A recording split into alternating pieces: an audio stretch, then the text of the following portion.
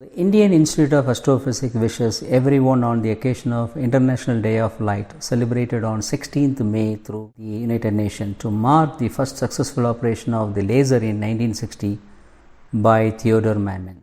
Astronomy is a unique endeavor to understand the very universe itself through the light that we capture with our telescopes, and IIA has been a part of this exciting journey for more than 230 years. The astronomers now routinely use the entire electromagnetic spectrum to study the universe, from radio waves all the way to X-rays and gamma rays. At IIA too, we have designed and built telescopes and detectors in the visible, near-infrared, radio, ultraviolet and even gamma rays, along with other institutes, both on the ground and in space. We have learnt in school that parallel rays from infinity that falls on a concave mirror will be focused on to a single point, and this principle has been used to form images in the reflecting telescopes since Newton's time.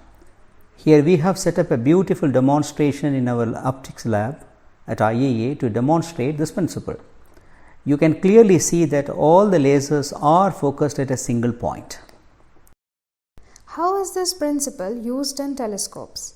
Take a look at this really cool contraption that we made in our lab, again using lasers. The incoming light is parallel with a plane wavefront.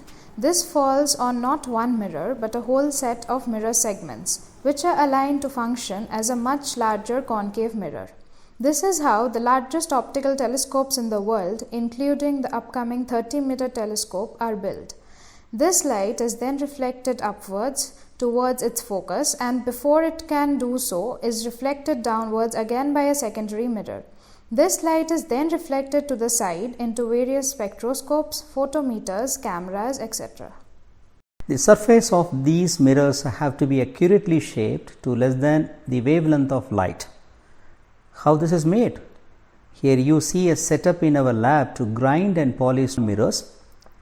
This is a laborious process and needs to be done very carefully to not only produce an accurate surface but also to give it a highly reflective coating. After all, in astronomy we need every photon we can collect.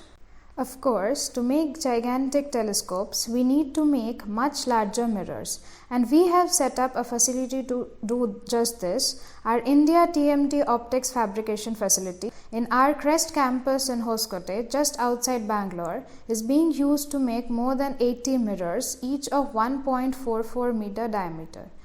These will form a part of the 30-meter telescope, an international project that India is a part of. This TMT will be one of the largest telescopes in the world, operating in the visible and near-infrared. More than 490 of such mirrors will come together, much like 6 segments in the smaller telescope you saw earlier, to make up the full 30-meter diameter aperture. You can imagine the precision required to do so. Lastly, what do we do with this light collected from a telescope? Sometimes advanced CCD cameras record some amazing images. But to fully understand the celestial object, astronomers also pass the light through spectroscope, photometers, polarimeters and so on.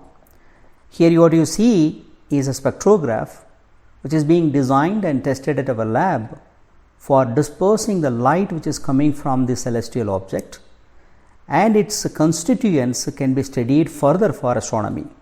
We have also made our detectors and instruments for our many telescopes on the ground and in space. We hope you have enjoyed this trip around our optics lab on this International Day of Light.